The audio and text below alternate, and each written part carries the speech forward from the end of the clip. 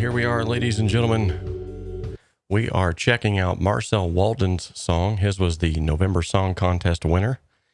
And we're just going to do a mix breakdown, as it was going to be way too involved to do a live mix session of this. He's got tons of instruments and instrumentation in here. He's got just all kinds of nitty-gritty goodness that I am looking forward to share with you all. So it's good to see some familiar faces in the chat. Mark George, Keith Lane, Ben Grauer. We've got Marcel was here earlier. I'm not sure if he's still here, but he was here earlier. Liam Turner. Jurgen says it's going to be midnight when this thing starts. I apologize for that. Today was my wife's birthday, so we went and celebrated a little bit. And so the live stream was going to be pushed back a little bit farther than normal. But yeah.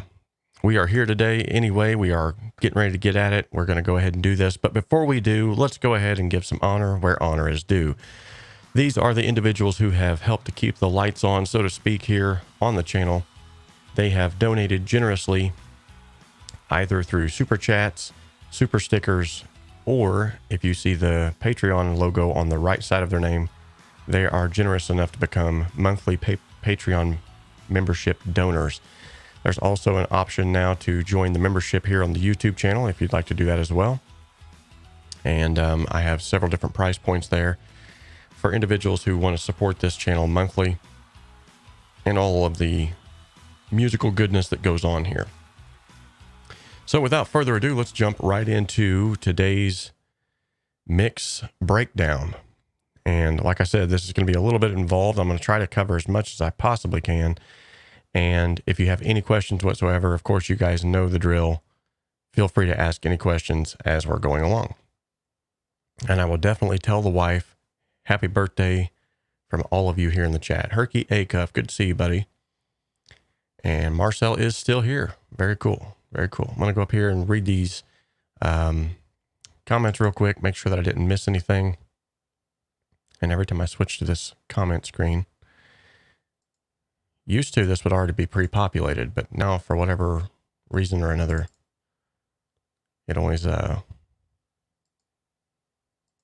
starts over afresh. So that's not going to work. At any rate, I can check it out from here. So Mark George says he's having a little bit of trouble with some drums. He wants them to sound thumping, but he's just not getting there. Maybe some tips or tricks that we'll share on today's broadcast, if you'd like to call it that, will help you to get those drums to where you want them to be. Bop Studios, hey, how's it going? Okay. Ben Grauer, good evening, all. Keith Lane wants to know, are you side chaining them so they cut through? I get my pumping that way sometimes. Very good call on that. In fact, we're going to cover a little bit of that here today. Yes, I'm on the Death Wish coffee. Actually, a friend just dropped that off, sort of an early Christmas present. I was sitting on my porch a minute ago, and as soon as I picked up the package, it said Merry Christmas. And as soon as I picked up the package, immediately I felt the beans, and I was like, oh yeah, this is going to be a good present. Which, by the way, if you would all like to send me coffee, my address is located on the website. Hit me up. If you have some kind of weird coffee that is only available in your area, I would love to try any and all coffees. I am quite the coffee connoisseur. Keith Lane says, also, you can try limiting those drums to lose the either there or not there by keeping a less dynamic range, staying level, and sidechaining them a little. Nice. Bop Studio says they have 3 raccoons that decided to visit the front porch. Wow. Them raccoons are actually really bad around this area. All right. Nothing like a Sunday drive to the neighbors, he says.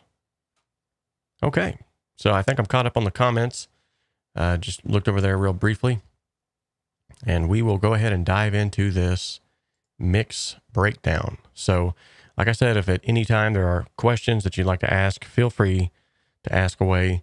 And I'm going to try to cover as much as I can. I won't be looking at the chat as much. So if you have a specific question that you want answered, like for sure, and you don't want me to miss it, use either the super chat feature or use the super sticker, and I'll be sure to get to your question promptly. And also remember to, for those of you who may be in the chat who have left me a review on Trustpilot, I'm going to be sending you a freebie. If you have not emailed me already, do that. I'm up to a 5-star excellent or 4.3 star excellent review status now. That's awesome. So I guess that means something. I don't know. Some people might find that useful. So let's take a quick listen to the song. Actually, you know what I'd like to do is I might even have, and this is not to bring any kind of ill reflection upon Marcel whatsoever, but I just want to kind of show you a before or after. Not that his mix is worse or mine is better, but they're honestly, they're just different flavors. But I want to show you what it started with and how it has changed. Okay, so I'll import this real quick. Now, this was the original submission that he gave us for the song contest. So, let me make sure I got these settings right so I don't blare out everybody here. Okay. And I got to make sure I have my out settings here to set. I had them going to the focus right and not to my, there we go. Okay, so this is Marcel's previous submission, the one that he submitted for the song contest. Let's give a quick listen to this, and then we'll listen to what I've done since then.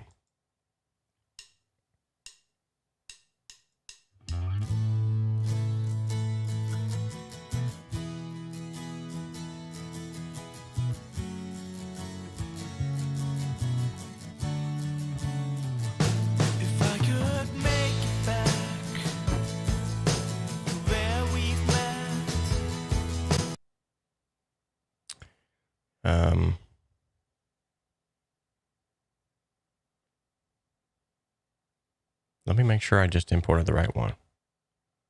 I'll go ahead and let this play out while I'm trying to make sure that I got the right one here.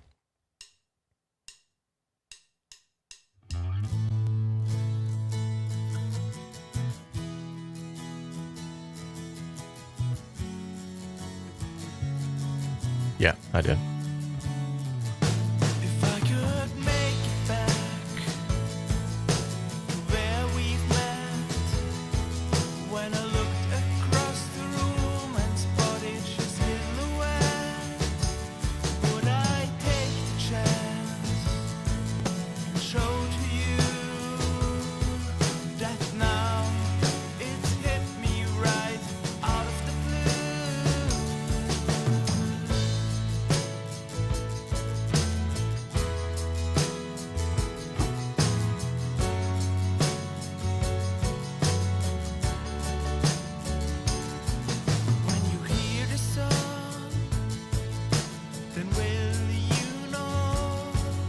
Okay, so not bad at all.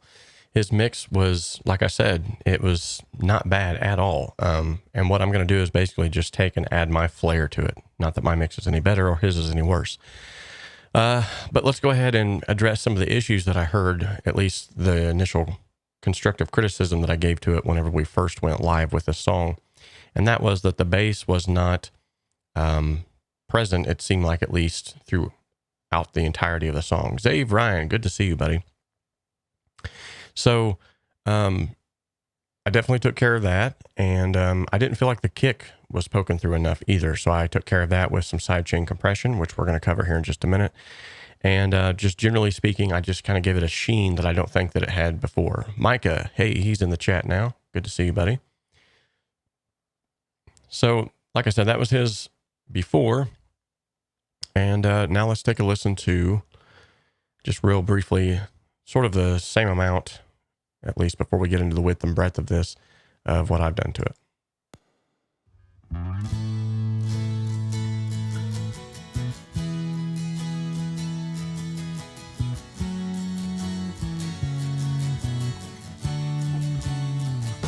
If I could make it back to where we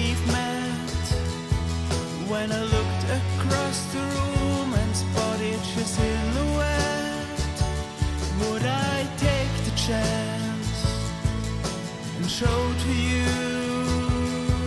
that now it's hit me right out of the blue?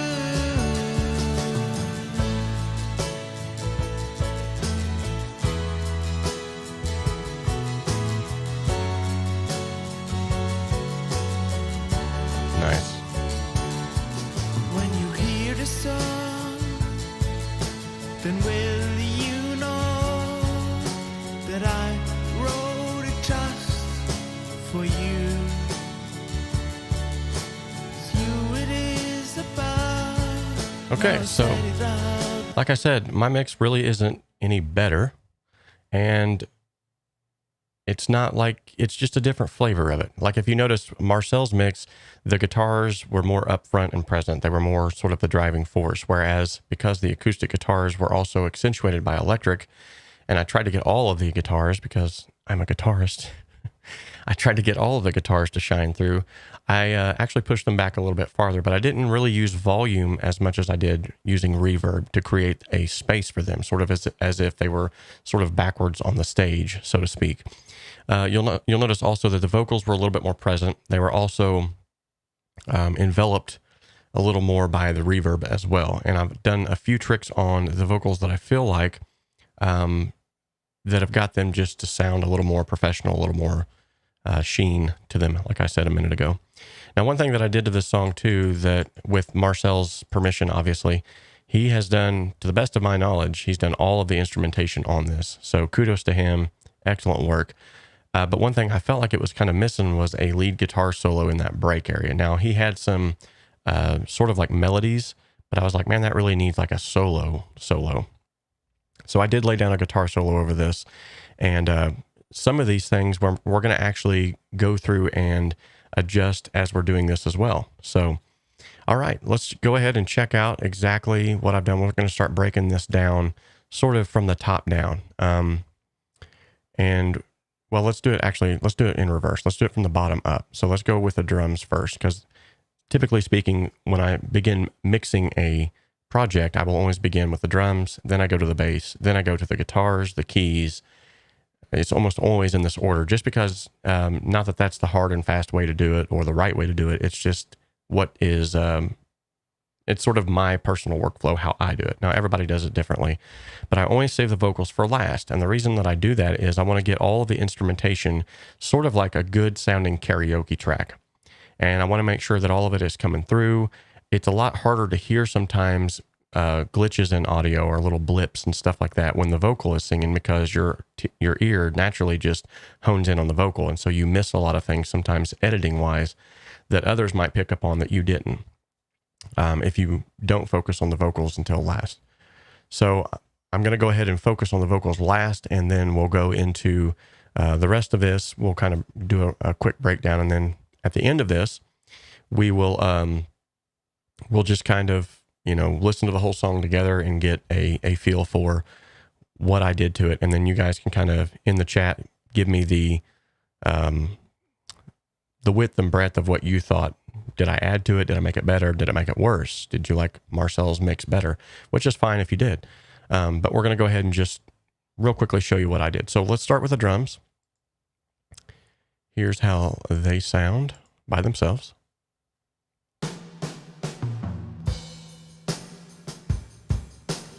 Now you'll notice there's a lot of reverb on these drums, but in the context of the mix, it doesn't really sound like they're like drowning in it.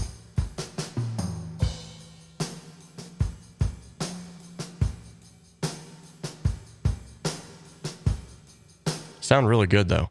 I do notice that the tambourines, I've got them a little bit lower than what I'd like for them to be. So I think I'm actually going to bring those up just a tad.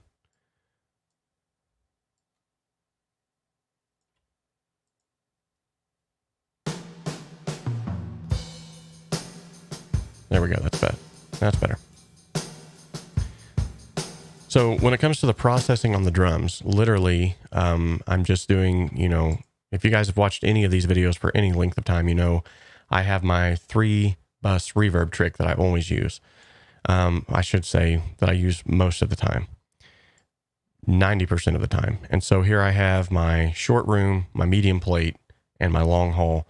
I'm using all stock Sonatus reverbs, and I'm attenuating all of the low end pretty much up to like 150 hertz, I believe, 250 hertz rather. And then I'm attenuating just a little bit off of the 10,000 kilohertz region. And these are all set applicably, matched with the BPM, the dry signal turned all the way down. And so if you was to listen to just the reverb itself, like let's take a listen here to just the small portion. Try to turn that up so you can hear that a little.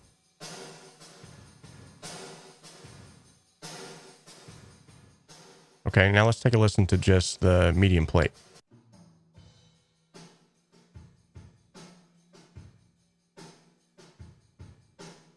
And now the long haul. It's huge. However, when it's blended in right, it all just kind of makes it have this space. So let's take a listen.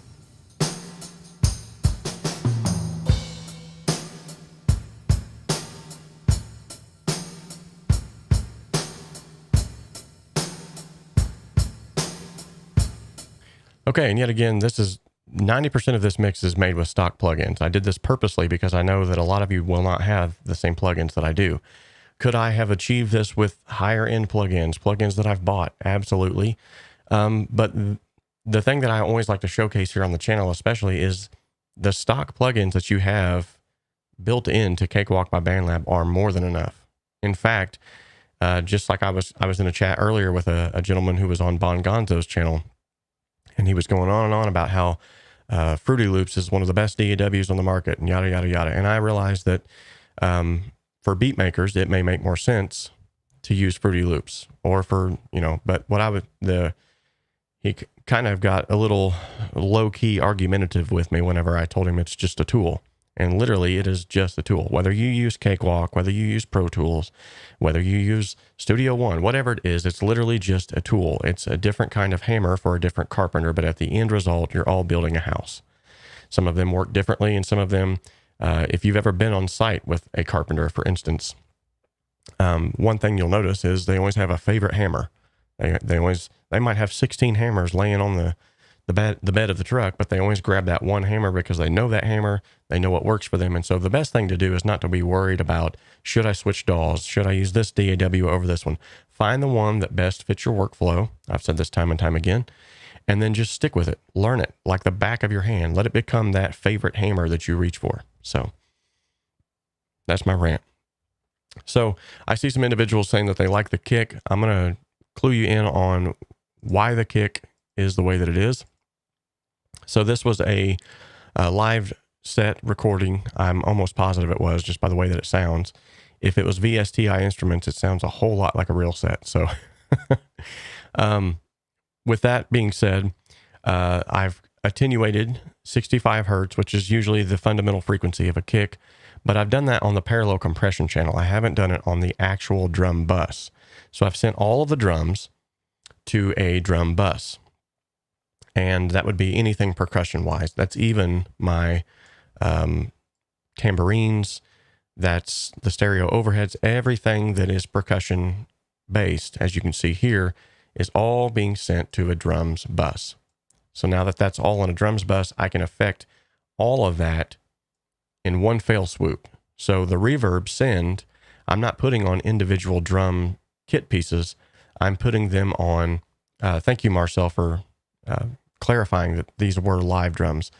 So I'm putting this on the reverb sends on the drum bus itself. So it affects the whole kit as if the kit was being recorded at one time in that one space, rather than having different amounts of reverbs on different amounts of kit pieces. I think that would just sound a little wonky. So apart from that, it's going into the console emulation, which I always use. I have, at least for the last 17 projects, I've been using console emulation on the bus channels and on the actual track channels. I notice when it's not there. There's a reason why everyone wanted to record through big consoles. It just gives it an extra something. It's magic. I don't even know how to explain it. So with that being said, it's running through the EQ, through the console emulation. It's also running through a parallel compression. So the parallel compression channel, as you can see, I'm just barely blending this in, which is what parallel compression literally is. It's just, or parallel processing, even in general. You can do this with reverbs. You can do it with EQ. You can do it with saturation. Any kind of an effect. You can literally duplicate a track or create another bus for that track and send that duplicate off to that bus, or just use that duplicated track and affect it differently, and then literally just blend it into the original track to taste. So if we listen to just the parallel compression track, it doesn't sound the greatest.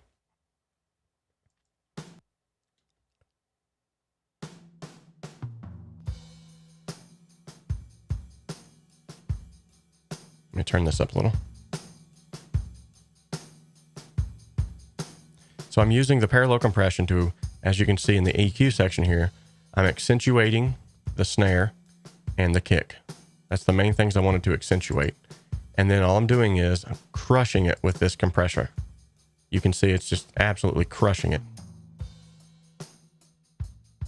In fact, I could even go higher than that if I wanted to, but I think after a certain point, it starts to sound a little too fake. So I like as natural of a sound as I possibly can. So as you can see here, it's at negative 14.5 on the fader. So it's hardly even touching the original, but you can definitely tell the difference when it's in there. And we'll show you that now. Let me turn off exclusive solo mode here.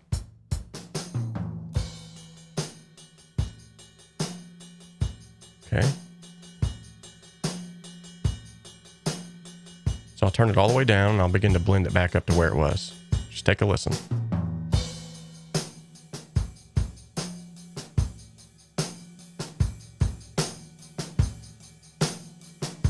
As you can hear, it's very subtle, but the kick gets just a little bit punchier, a little bit rounder, and that snare just starts to kind of crack through a little more.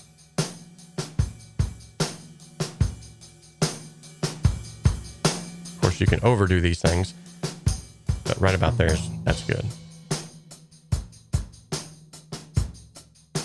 So as far as the processing on the drums, that's really just about it. I mean, if the drums are recorded well, you really shouldn't have to do much to them.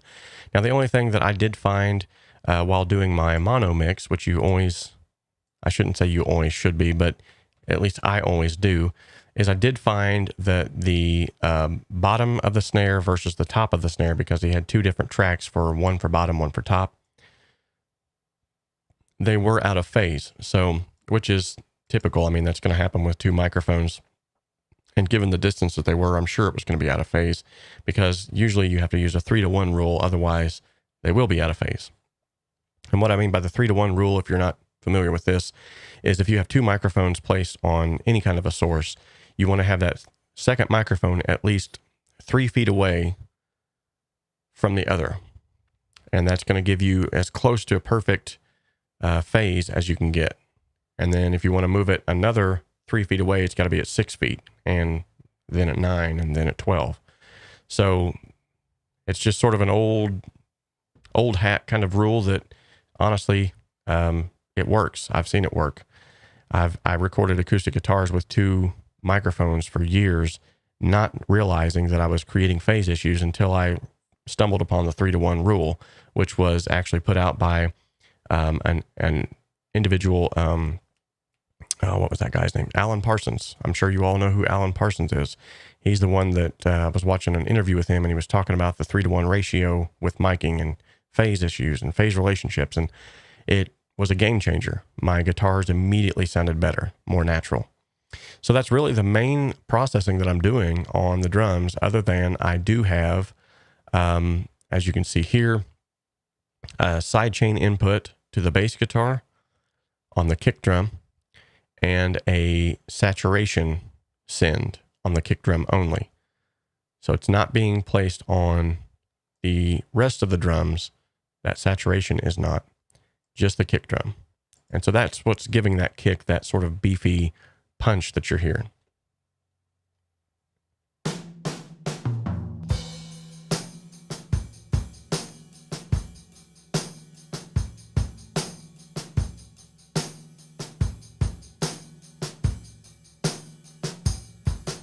Okay, nice. Now, the next thing that I would work on after that point would be the bass guitar. Now, I'm not completely happy with the bass as of yet because I still have yet to do a full-blown automation on this mix. I've got some automation in some places that makes sense, at least for this. However, I'm going to be doing some more automation throughout the mix as things progress. I wanted to make sure that I got a couple of revisions out back from Marcel beforehand. And so this mix is not completely finished as of yet until Marcel gives me his final word and says, yes, I like it where it is.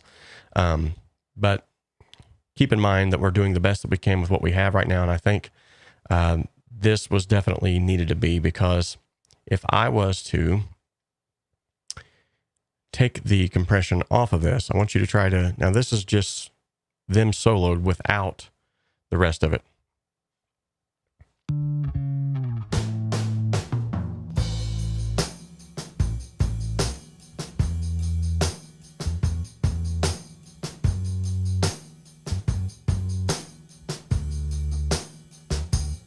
Okay, so that is not in context of the mix, so it's going to be kind of skewed.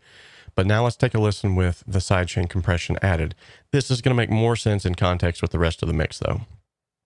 And now my audio engine is going to drop out.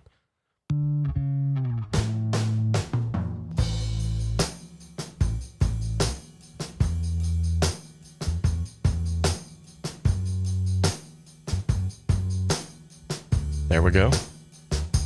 As you can hear already, that kick is poking through a lot more.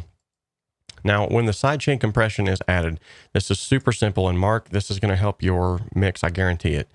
And this is something that if you did not know how to do this within Cakewalk, it is super simple. And in fact, yet again, we're using a stock plugin, the Sonatus compressor. This came with every iteration of Cakewalk all the way up into the point where it is now. Even the free version still has the Sonatus FX compressor. So all you're simply doing is you're placing the compressor on the bass. You're going to place it before everything else. Now, that's sort of a matter of opinion on my half. I like to place it before all of the other instrumentation or effects that I'm putting. For instance, I got just a tad bit of max bass so that this will poke through on, as much as I hate Waves plugins, I know, I still will eventually dive back into them every once in a great while. But I wanted the bass drum to be able to poke through a little bit better on smaller headphones and things like that. So with that being said, I place it before any other effects that I have on the bass track. So it's the first thing in the chain. And then literally from the kick, I'm just creating a send, as you can see here. And that send is going to the side input of the bass guitar. Let me zoom in on this so you can see this. Okay. So it's going to the side input of this compressor that's on the bass guitar. Super simple. Now, if you watch this compressor, when I press the play button here, you're going to see that this compressor is only being initiated when the kick happens because it's being sidechained. So check this out.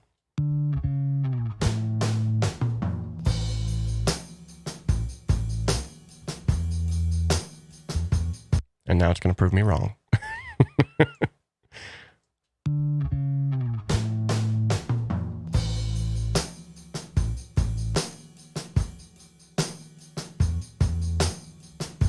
I might have just changed it on accident.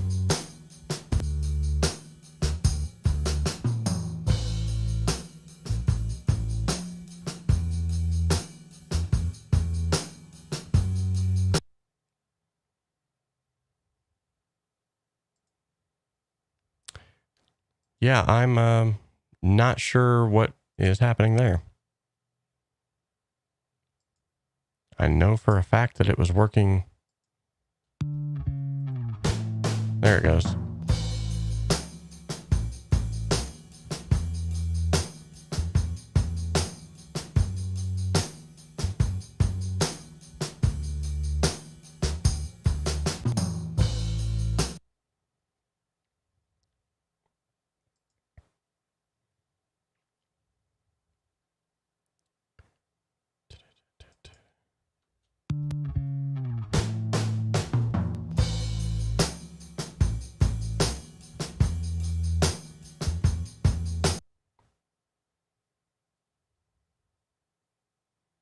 Oh, you know what? I think I've got it. Hold on.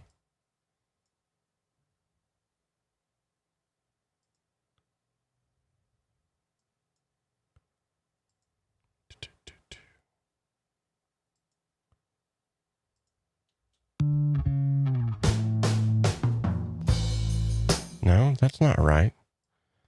Yeah, that should have been right. Hold on a minute here. What's going on?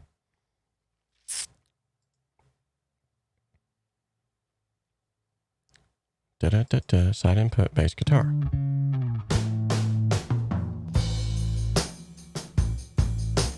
Okay, so this was literally working.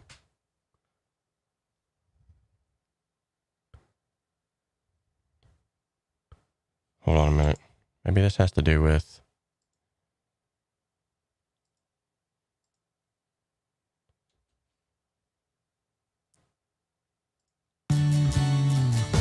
If I could make it back. There it goes.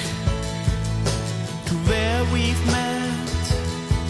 When I looked across the room and spotted your silhouette, would I take the chance? Because I had it soloed, it wasn't letting me do it. I would have had to have soloed. That's right. I thought I was going crazy there for a minute. There we go. Got to have the kick present as well.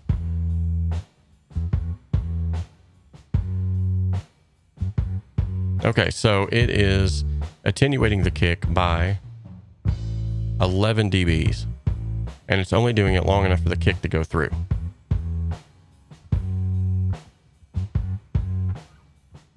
So every time the kick happens, it's turning the bass down just a split second by 11 dBs. So just to make sure, oh, I put it down at the bottom again.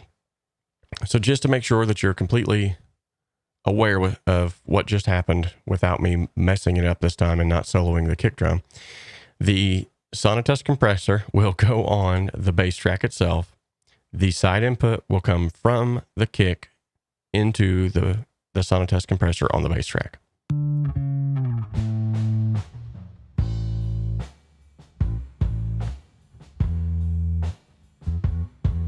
Okay, now let's listen to that in context of the mix so you can hear how the kick is actually coming through with and without the sidechain compression. So this is with... Actually, let's start without.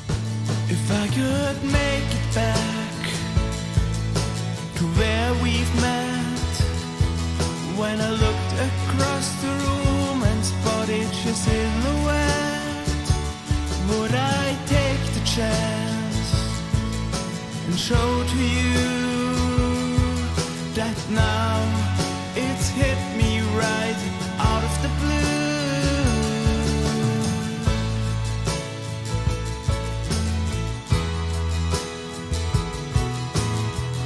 Okay, so now let's bring in the sidechain compression and listen to where the kick is now. If I could make it back to where we've met, when I looked across the room and spotted your silhouette, would I take the chance? Okay, so you could definitely hear, apart from that glitching, you could definitely hear the kick was poking through a lot more.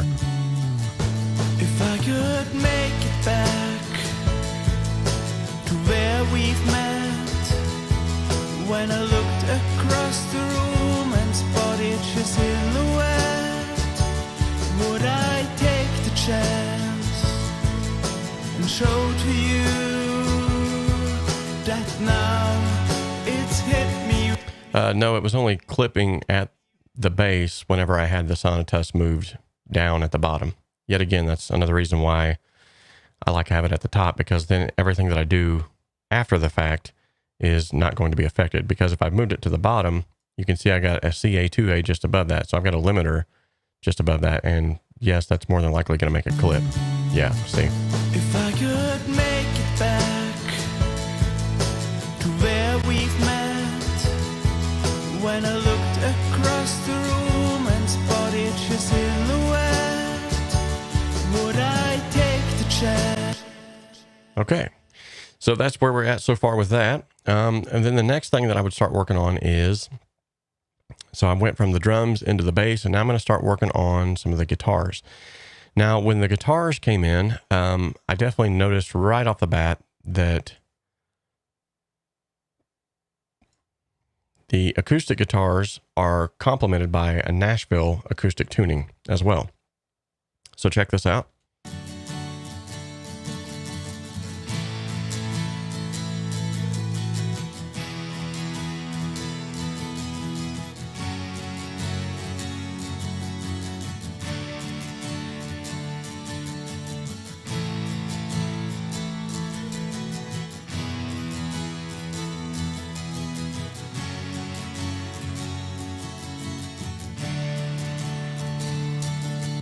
Okay, so Zave is asking about that glitch.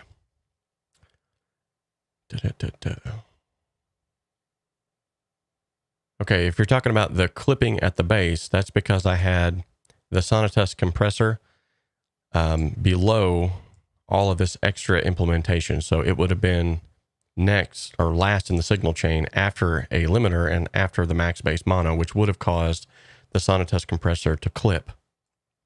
Now, if you're talking about the glitching that was just happening on my system, that was because my computer couldn't handle what was going on there for a second. Now, the other glitching on that was the fact that if I only had the bass soloed, I wasn't going to see what my sidechain was doing because I only had the bass soloed. There was no sidechain signal being sent to it. So I had to solo the kick as well, because that's where the sidechain signal was coming from in order to see that actually happen. So that was my bad. All right, so back to these guitars. I hope I answered that question, Zave. Sonatus position. Yeah. Yeah, it's just because I moved it. So it was hitting the low end, and it was also hitting the CA2A, which technically the CA2A should have limited it, and it wouldn't have hit the Sonatus at all past 1, but the max bass pushed it over the limit. So, okay. Moving on to these guitars again. So literally all I did with these guitars is just EQ and some reverb sends. Literally, that's all I did to them. I plan on maybe possibly implementing some compression, but probably more than likely on these acoustic guitars. And we might even go ahead and do that now.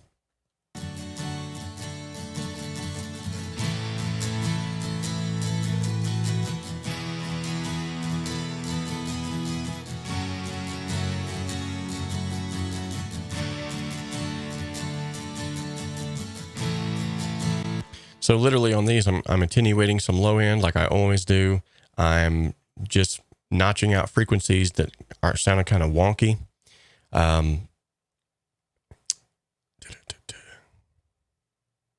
Yeah, I have 16 gigs myself, and it's getting to the point where bigger projects and while you're streaming at the same time, wow. Yeah, that's a lot for your computer to handle. So I don't blame it, and I'm not mad at it. Usually with Cakewalk 2, the thing that I've noticed is if you are in the mid-play and you do something, like if I'm in mid-play and I delete something or turn a plugin on or off, usually I'll get some glitching afterwards. Now, if I stop it completely, then turn the plugin on or off and press play, it's fine. So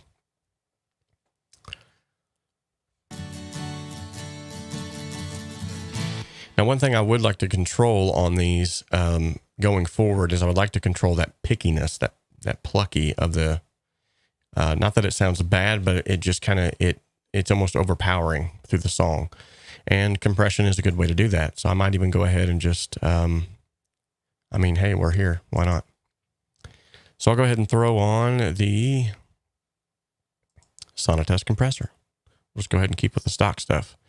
And what I'm going to do is I'm going to adjust this to where it's just a light attenuation, but I want to get the attack to where it's only hitting the plucks and it's not hitting the rest of the guitar, if that makes any sense. So I'm only attenuating sort of the pluckiness.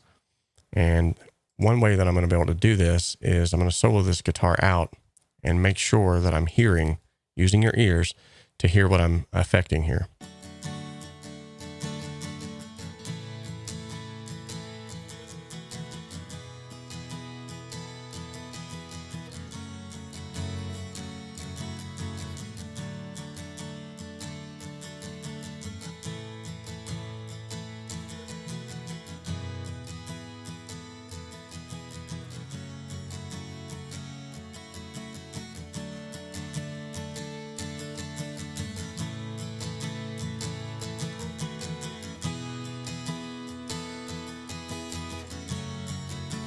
There we go.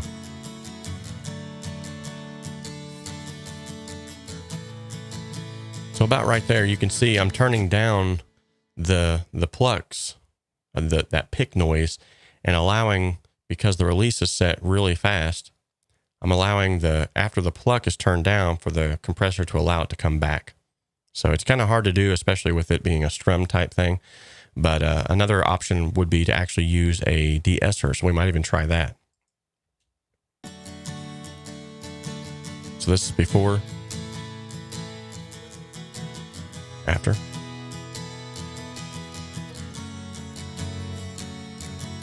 After the compression is put on, you can definitely hear the guitar comes a little bit more to life, and that plucky sound is taken away a little bit more.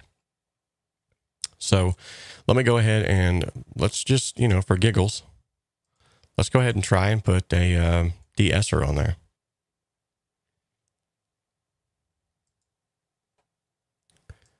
This is the Blue Tubes de-esser. This used to come stock with Cakewalk by, Cakewalk Sonar. And this actually has a listen feature, which I like.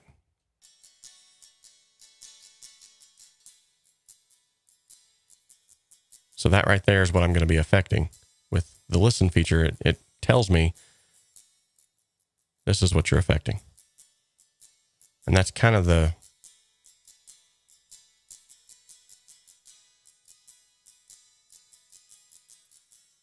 Yeah, right there.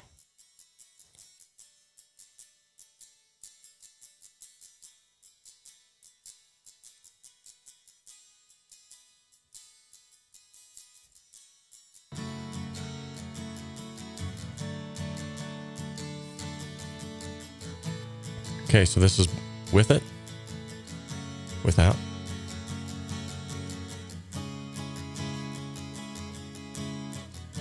It's a little bit better.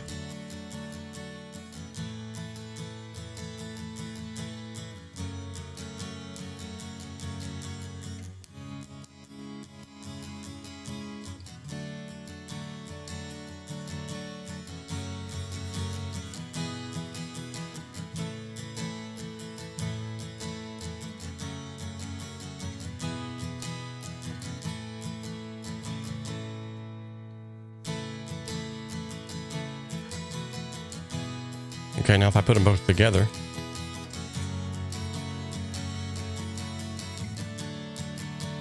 it's definitely taking a lot of that out of there.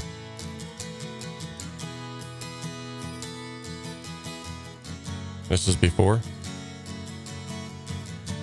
and after.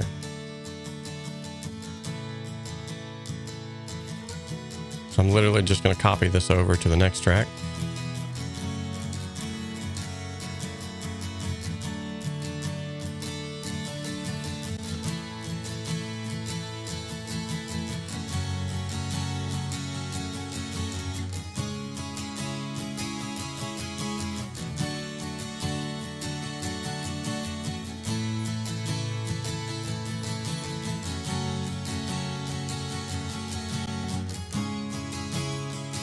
Okay. Now let's see if those electrics need to come up anymore.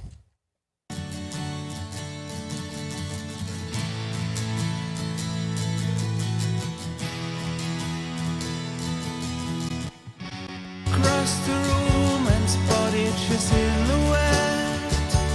Would I take the chance and show to you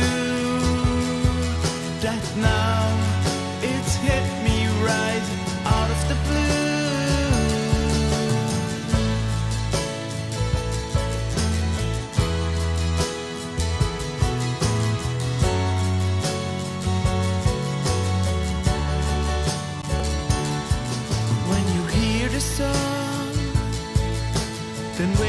Okay.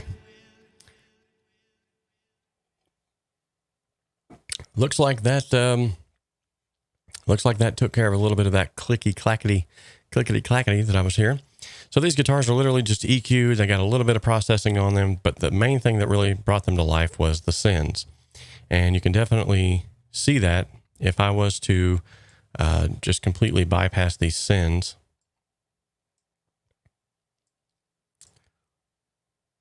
And then listen to the guitars before and after. So this is before the reverb.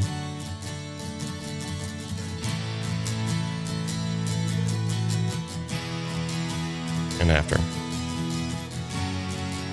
See how they just come to life?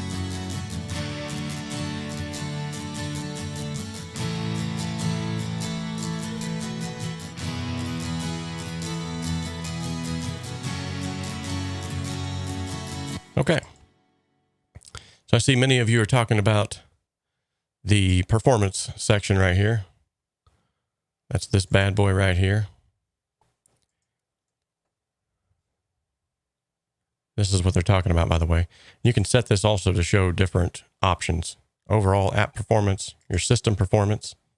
This shows you each of the cores, how they're handling things that are going on, and then audio processing itself. I usually have mine to just overall app performance. It just has this one bar. It's kind of more streamlined.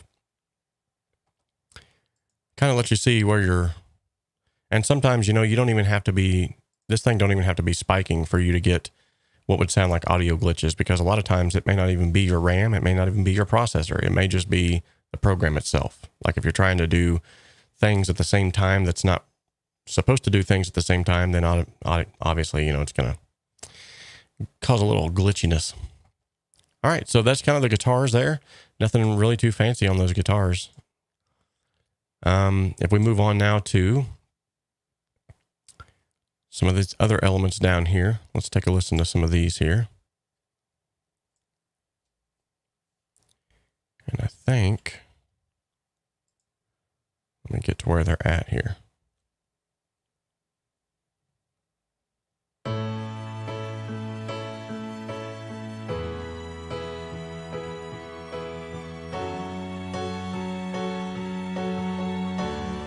I mean, if you wanted to make this real poppy, you could just take out all the guitars and everything and just leave this. It's out of the blue.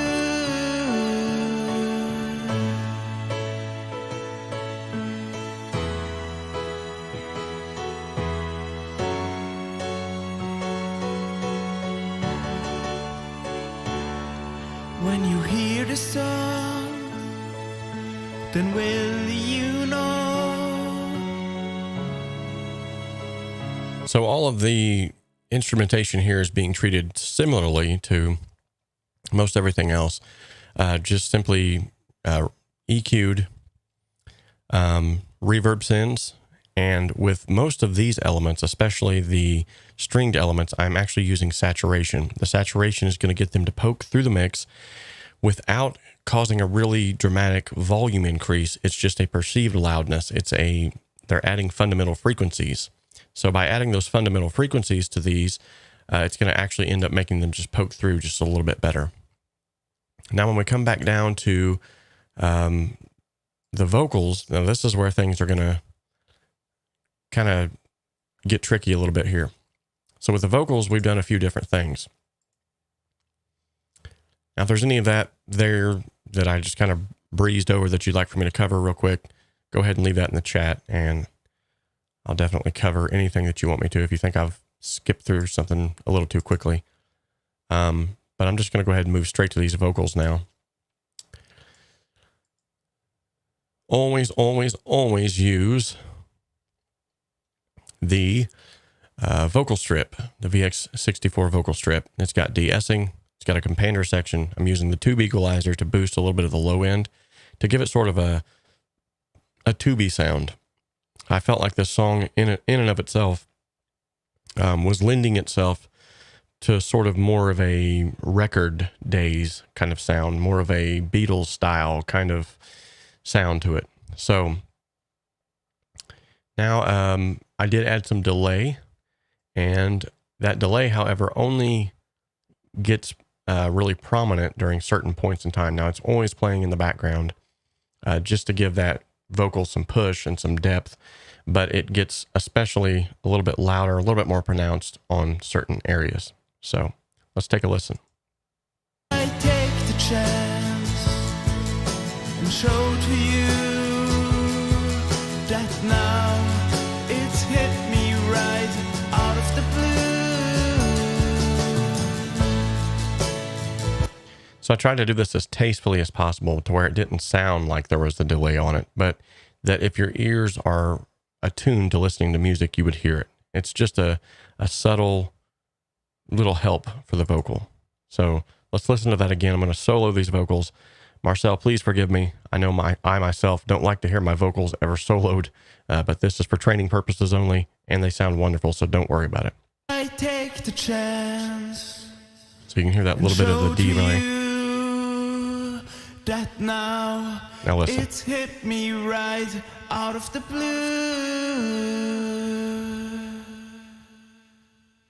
So as you can see, the automation let that phrase out of the blue just jump out of the speakers right there. Now during the chorus, every one of the choruses, I've bumped that up as well. I take the chance. So it gets a little bit more prominent as we go into the chorus. Take a listen. If I could make it back to where we've met, when I looked across the room and spotted your silhouette, would I take the chance and show to you that now it's hit me right out of the blue?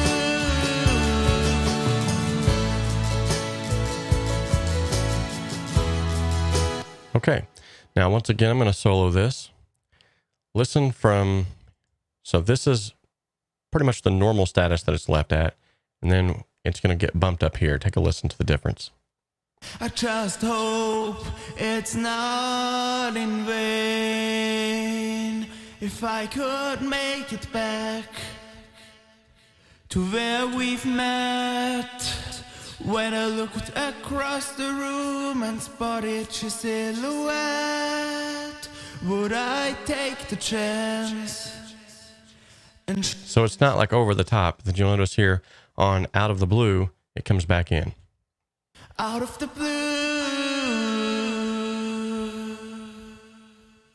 Sort of like a Beatles type sound there, semi-poppy sound. But in order to get that vocal to spread out like I wanted it to, I've got my reverbs placed on it, but I have two long hauls, one to the left and one to the right. Now this is a mono source, so it's not going to produce stereo information unless I tell it to. Now in this sense, I'm literally telling it to. I'm sending some to the left and some to the right. So by doing that, if I was to remove these, you would see immediately that stereo spread is just gone. Out of the blue. Also, by having the stereo spread in there, it is also able to cause the delays to spread out a little bit more and sound a little bit more natural. Out of the blue.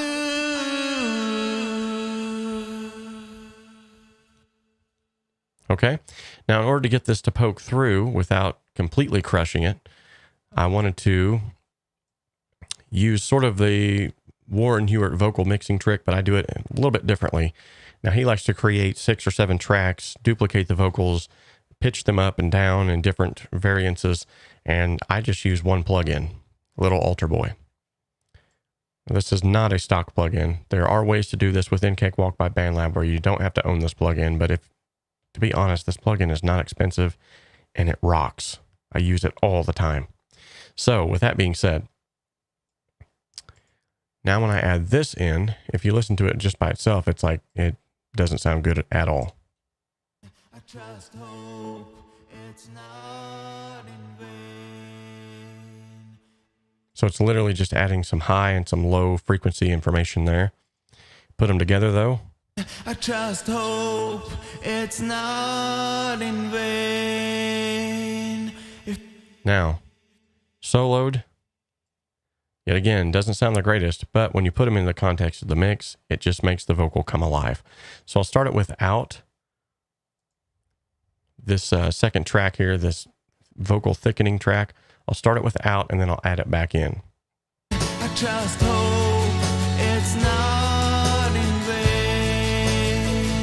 If I could make it back, It just comes alive. where we've met, when I looked across the room and spotted your silhouette, would I take the chance and show to you that now it's hit me right out of the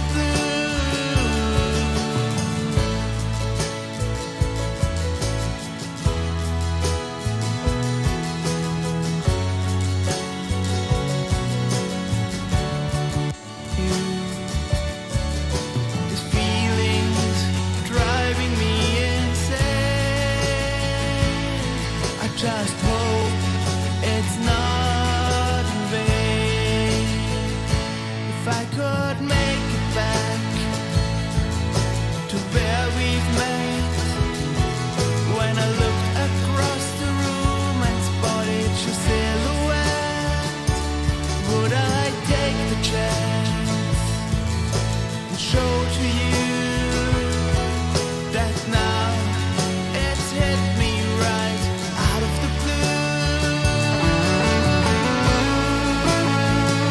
blue? Okay. So now we're going to go into the guitar that I added, which is the lead guitar. And I added some swells at the end of this. So the lead guitar, this was just recorded. My Squier Classic Vibe thin line into my pedal board, straight into my Focusrite 6i6. And then I just used the effects built onto the pedal board to basically just print the track the way that I wanted it to sound. I'm using a little bit of the Renaissance compressor. Yet again, it's a Waves plugin. I know. I hate it, but it works. It just works. It's quick and easy. So I went ahead and used it. Now for the swells, I just simply used a CA2A. And like everything else in this, I'm using the 3 reverbs, blending them to taste to get them to all sound like they're from the same space. So let's take a listen now to this portion. Show to you that now it's hit me right out of the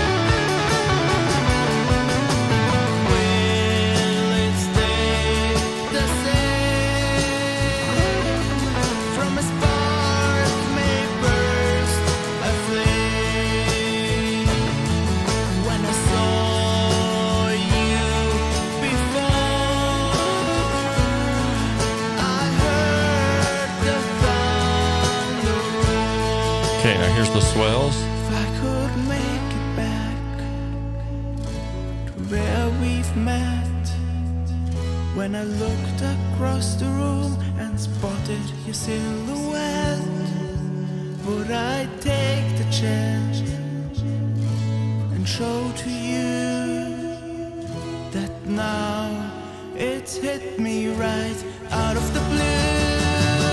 If I could make it back to where we've met, when I looked across the room and spotted your silhouette, would I take the chance and show to you? Okay, so one thing that Zave had Zave, sorry. I seen your name in the chat. Thank you, by the way, for the compliment. One thing that Marcel had said to me is that he felt like that his guitar solos were kind of competing with my guitar solo at that particular time.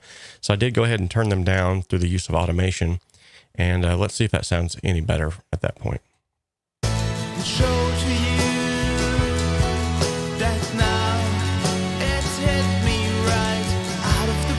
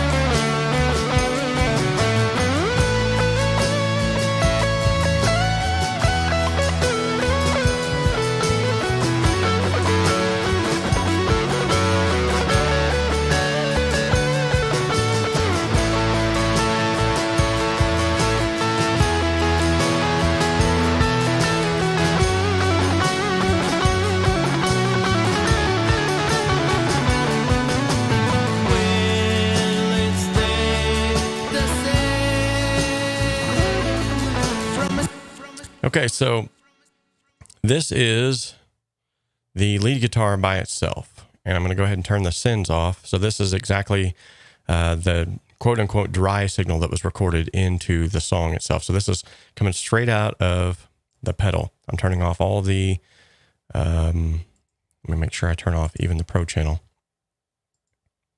All right, so this is everything that's coming just straight out of the board right here.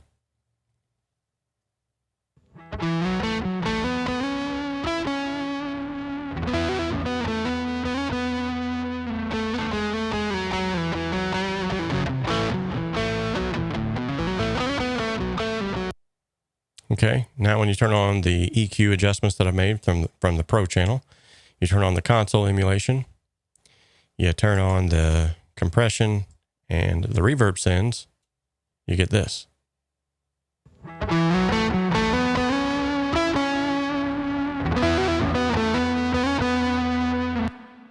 Now also, I would make mention that the medium plate is being panned to the right and the long haul is being panned to the left.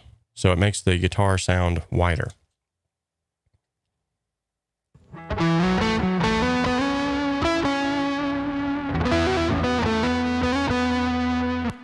Okay, now let's listen real quickly to these swells. I wanted them to be just in the background, kind of buried really, but just enough to kind of give it an extra little something.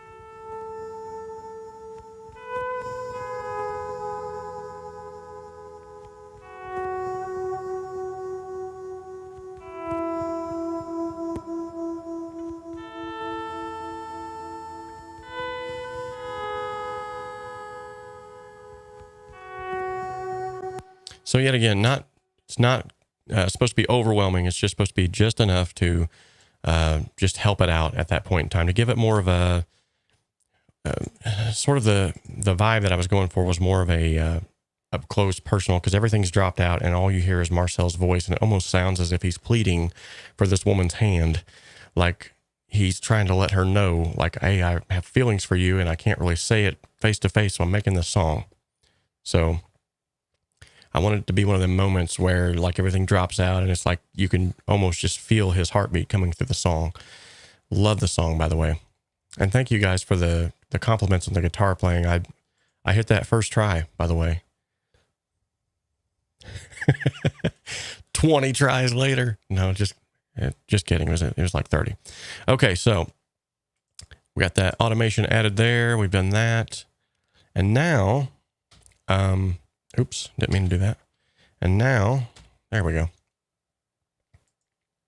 Let's go ahead back to the beginning of this, because I want to throw in that automation that I heard at the very beginning.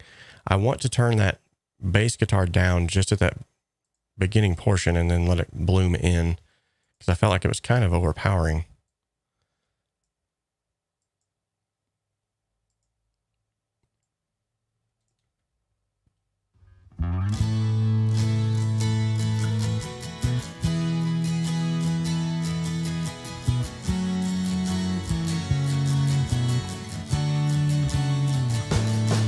could make it. Okay, so that first boom is where it needs to come back up. So I'll put my first initial point there because it's already set at the volume that I want it to be. And then I'll just bring this down by about 3 dBs, and I think that should probably do it.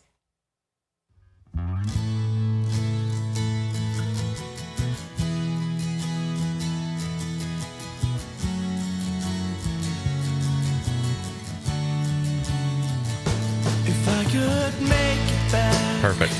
Love it. To where we've met. Hey, actually, Marcel, while you're here in the chat, this will be a perfect time to get some mix revisioning. Mix revisioning? Yeah, I just made that up. That's not in the dictionary, by the way. Old fieldy might be, but revisioning, I don't think that's in there. So I've had a couple individuals that felt as if the vocal delays were a bit too much. I would like to get your input on this, as this is your song, and I can definitely dial that back down to where it won't be quite as dominant. And all I would have to do, for those of you who are watching, is just simply take all of these and literally just select them all and just drag them down just a hair. It wouldn't be that big of a deal at all. So let me know in the chat, Marcel, if you're hearing anything in this mix that you're kind of like, I'm not too keen on that. And I can actually fix it here now. And we'll get all the revisions knocked out on the live stream. Kill 2 birds with 1 stone. Bop Studio says he'd like to hear the bass tightened up. Okay.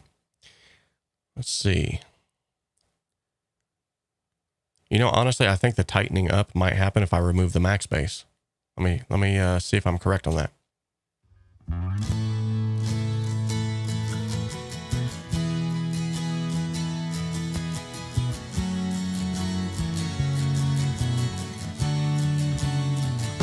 If I could make it back to where we've met, when I looked across. Gotcha. Okay. So I'll leave the max bass on, as it does help it to poke through. I can definitely tell it's poking through a little better. But he's saying he likes the sound of it being a little more tightened. So I think what I'll do is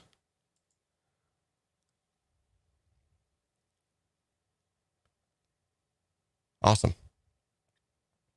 I will definitely do this, Marcel, in just a moment. As far as the attackiness, I think literally all I'll have to do is just EQ it a little differently here.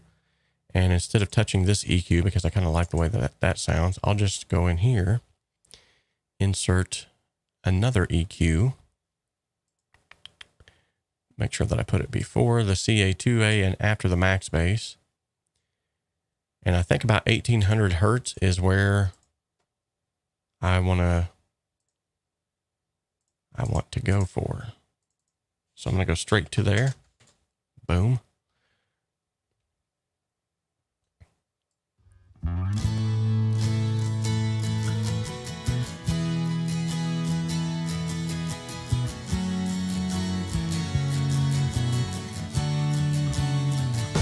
If I could make it back.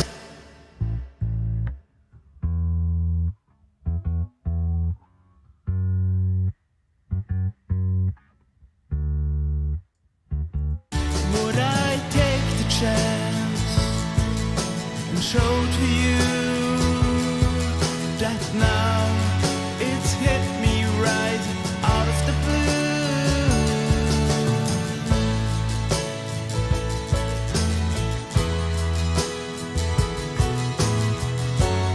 There we go. When you hear the song, then will you know that I wrote it just for you? It's you it is about. Now I said it out loud. Do you You're fine, Bobs. Don't worry about it. These feelings driving me insane. Okay, so now per Marcel's request, I'm going to go ahead and turn these out of the blues down just a tad bit. Okay. And that should be simple enough. We'll just simply take this and I'm going to drag it down About 75%. Let's take a listen. It's hit me right out of the blue. Beautiful.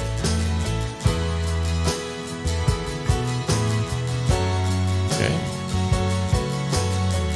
All right, now we're going to head on down to this one. Do the same thing. Me right out of the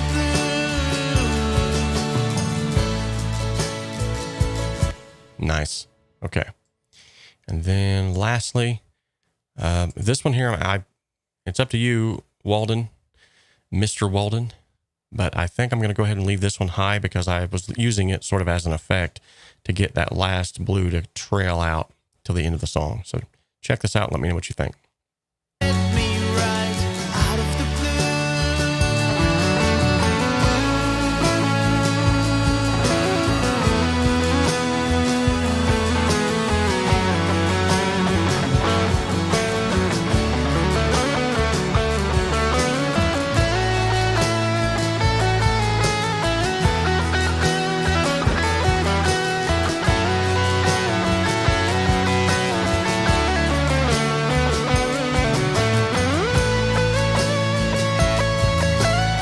Okay, so right there where the guitar solo goes into the higher registries and the strings come in, I would really like to hear those strings pick up a little. And so I think literally what I'm going to do, I feel like I've said literally a lot today, literally, is I think I'm actually just going to create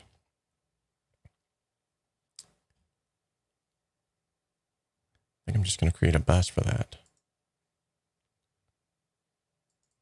Oop, why did I put stereo bus or surround rather? I think it's about time to replace the batteries on the mouse. It's getting a little wonky. So yeah, I do not want this to be a stereo surround. Just a stereo. All right, I'm going to call this strings. And this will allow me to automate the volume on just the strings. And I'll go back here. Make sure that I set all of the strings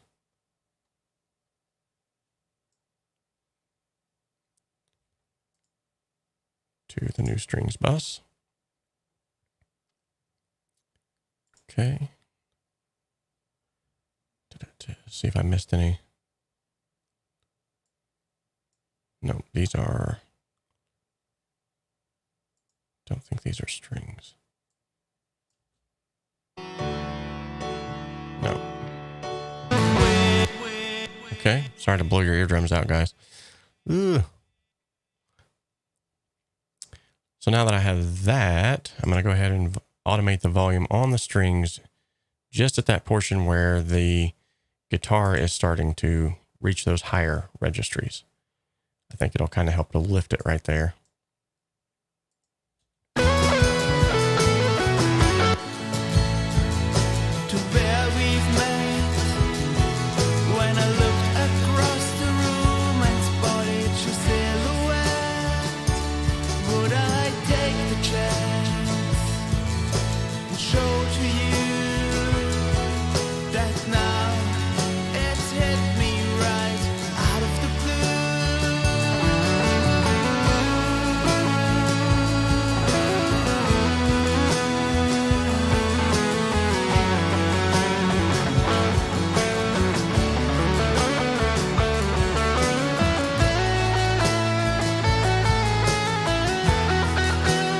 Wait for it.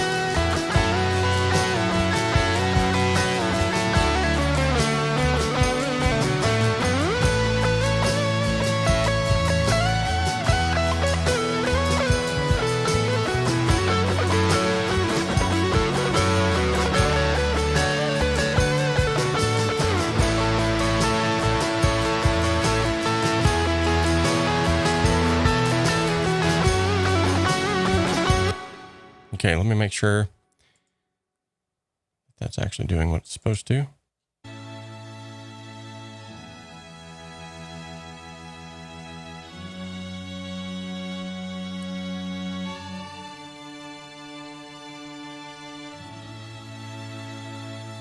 Well, those are beautiful, Marcel. Excellent work, man. All right. Loud sound.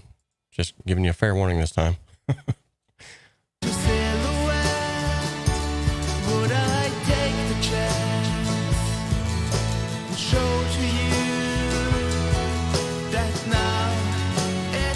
Okay, here we go.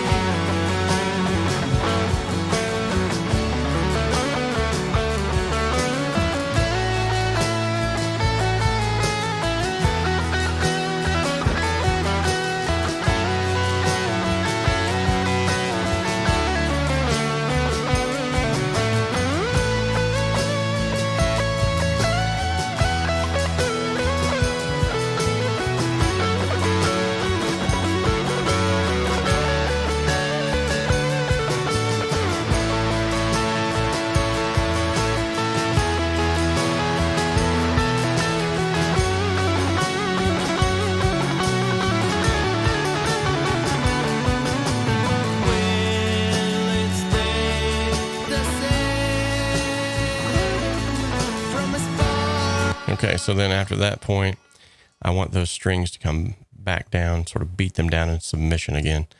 So I'm going to go ahead and place a little doodad there, place a little doodad here, bring them back down to where they were. And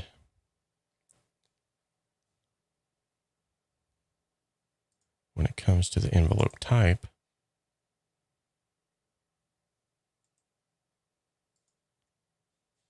okay.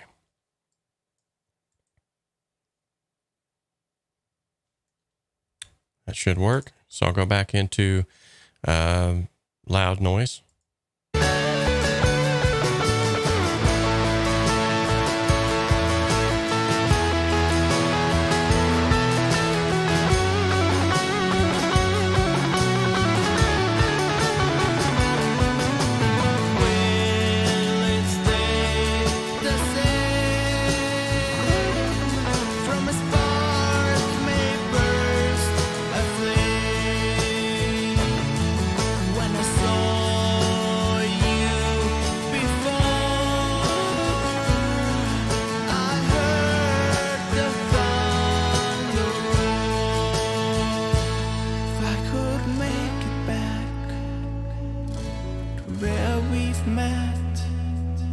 When I looked across the room and spotted your silhouette, would I take the chance?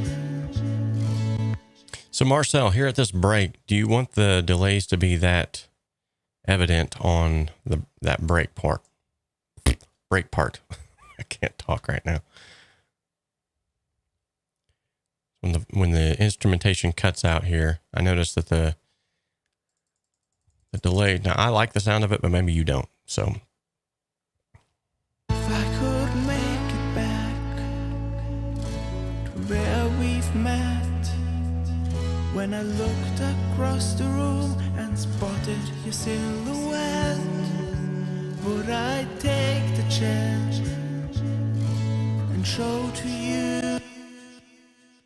Let me know what you think about that. If it's a little bit too much, I kind of liked it, but I wanted to know what you thought about it. Bop Studios, yes, I did actually, I heard that myself, and that's why I brought in this side cue and actually dipped down some low, gave it a little bit more highs, and I bumped about 2.3K, oddly enough, right before you put that in the chat. So great minds think alike, I guess. But what I was trying to do was get the balance of that too, to make sure that at the same time that it wasn't causing the strings then to overpower the rest of the mix like I had it before.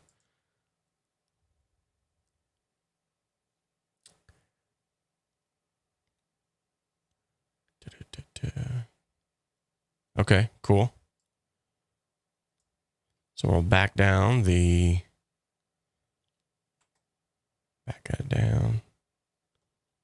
at this point, I believe.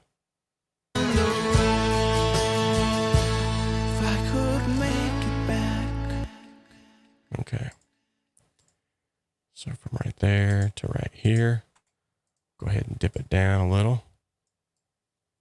If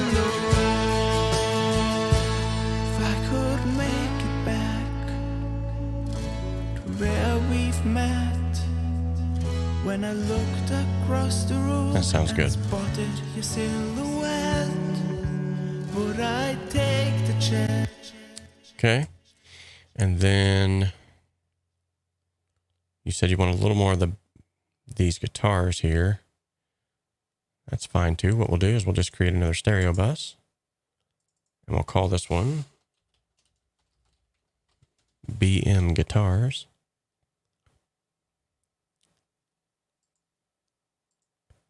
Give it a different name here. Or a different color. I don't know why I said name. It's a color. And then, so during this bridge, we'll add them up.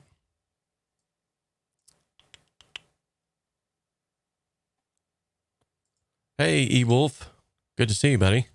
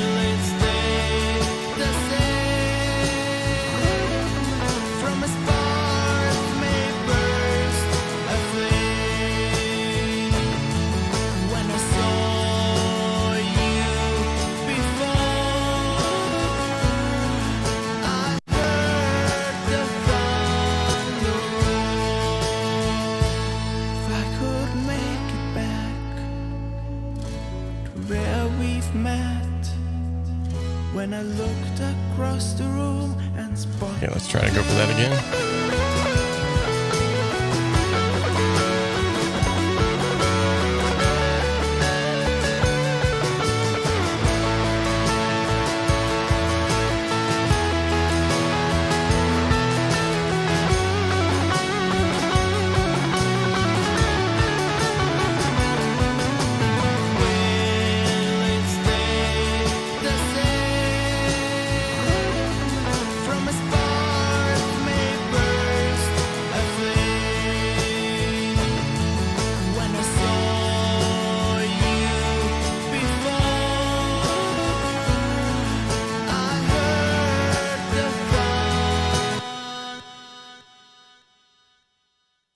Okay.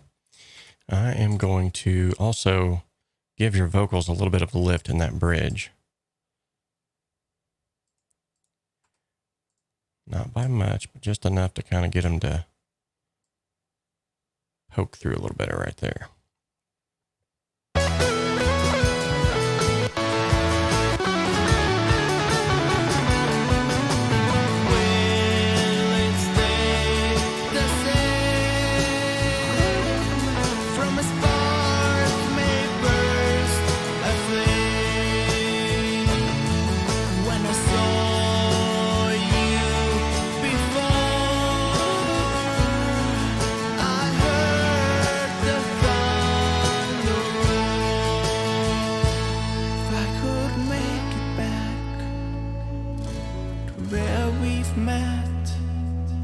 When I looked across the room and spotted your silhouette. Going back to that.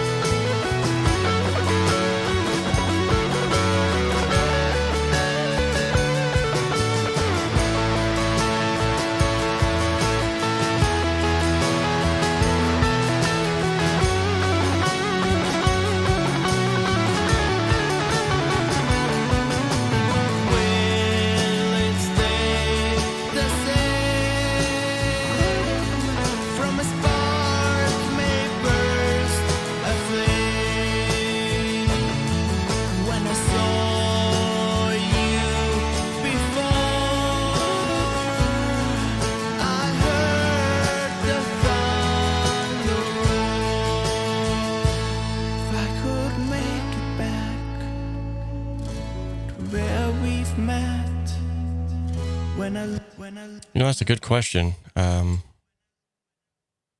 Because it looks like it should align.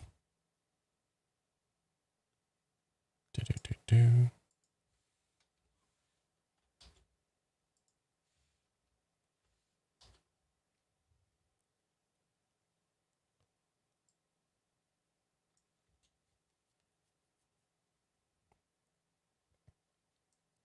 That might be what's causing that kind of.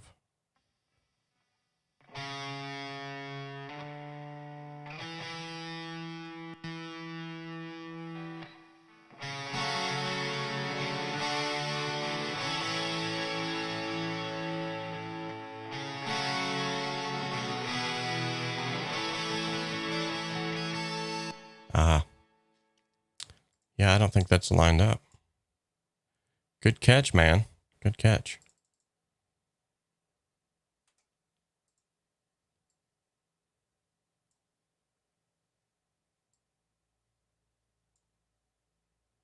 There we go.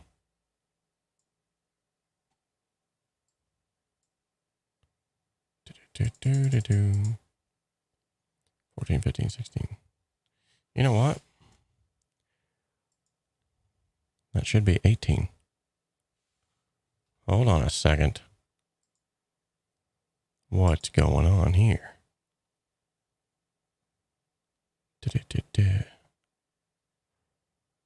BM 1, 2, 3, 4, 5.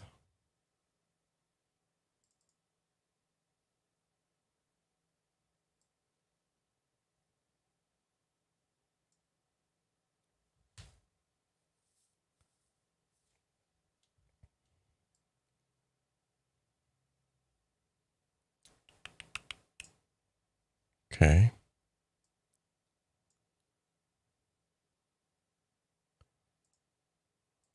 Is it just me or is that really tiny? It needs to not be so tiny.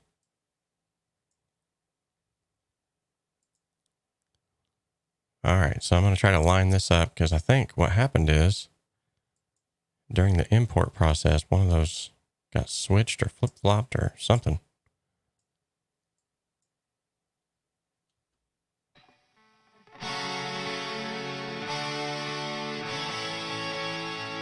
Okay, that's a little bit off. Just going to bring this over. Oop, what just happened?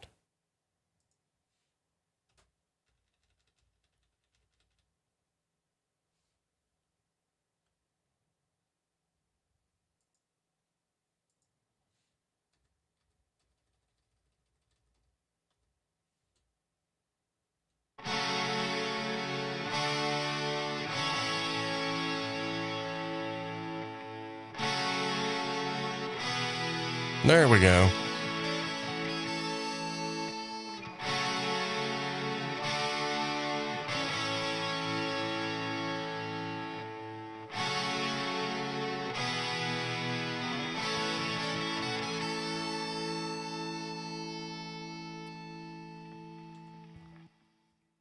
I don't know if it was a exporting mistake as much as it was an importing mistake, maybe by me.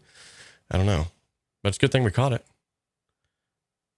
Another good benefit of the live streams here. All right, now let's take a listen to that same portion here.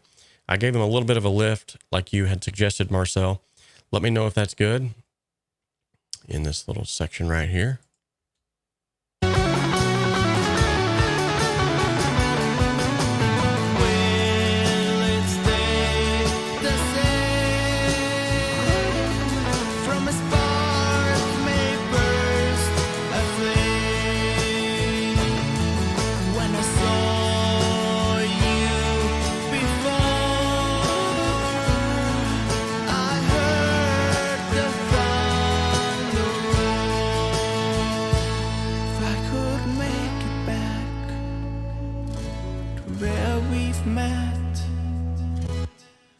Awesome. All right, so I'm going to go ahead and make sure that these are all faded like they are supposed to be, though. Because I heard that kind of dragged out a little bit longer.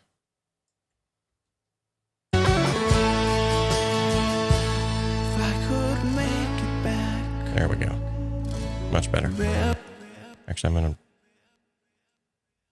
to bring it out just a tad bit farther, actually.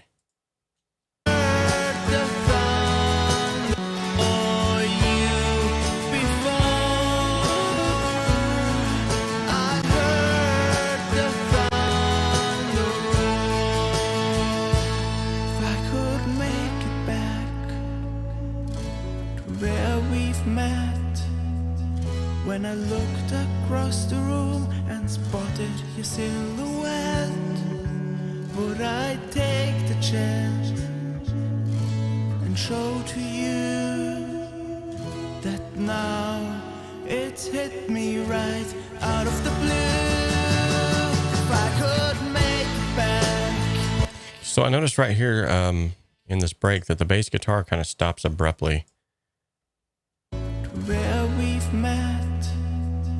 When I looked across the room and spotted your silhouette, would I take the chance and show to you? So what I might do is I might just take out that bass right there altogether. It doesn't necessarily need to be in there anyway.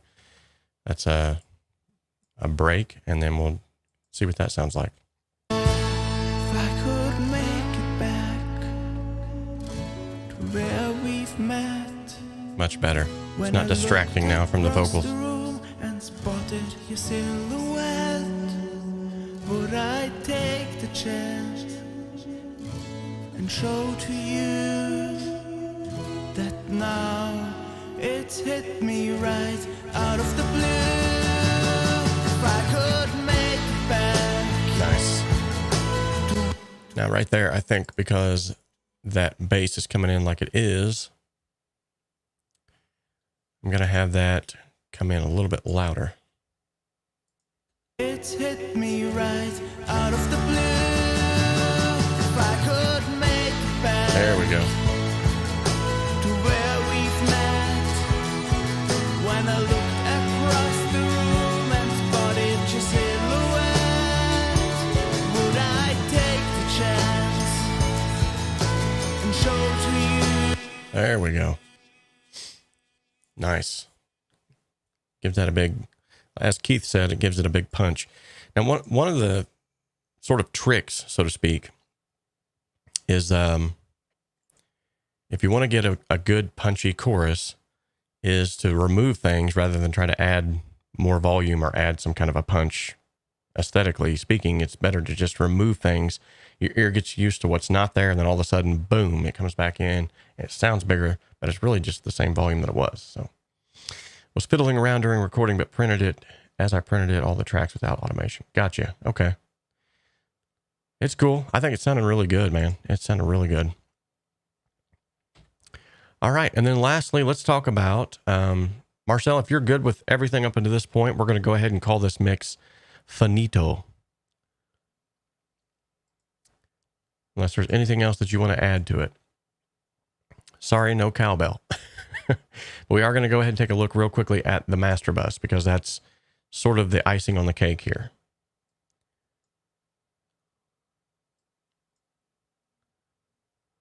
Amateurs. All right, you want cowbell? By golly, I'll give you some cowbell. Let's see.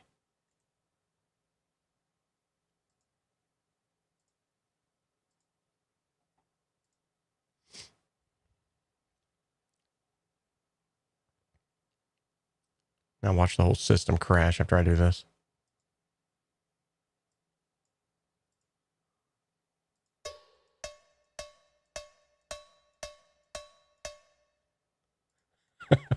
There's your cowbell.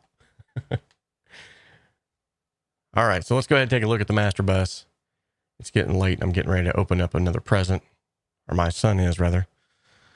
We're opening up a present every Friday until Christmas, and then he's getting his biggest one on Christmas. So we're going to do that and play some more board games.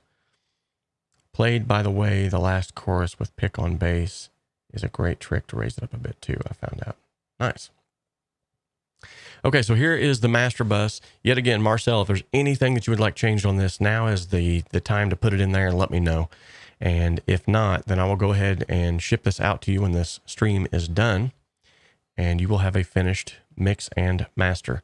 Now, typically speaking, when I do these one-offs where it's just one song, I will do the mixing and the mastering on the same song, because I don't have to open up a separate mastering session, because I don't have several tracks. So literally the first thing in the chain here, and I'll just bypass all this, is a multi-band compressor.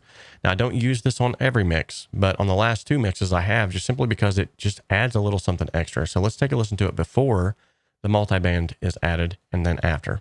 It's hit me right out of the blue. If I could make it back. So this is before, after. To where we've met.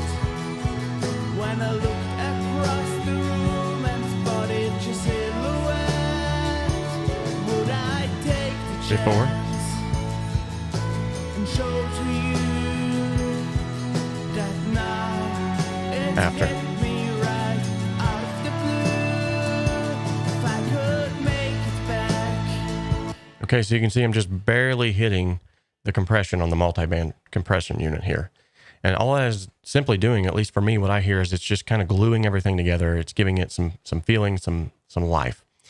And the next thing, I absolutely love this plugin. It's one of the only plugins that if I would tell anybody to buy a plugin, it would be this one.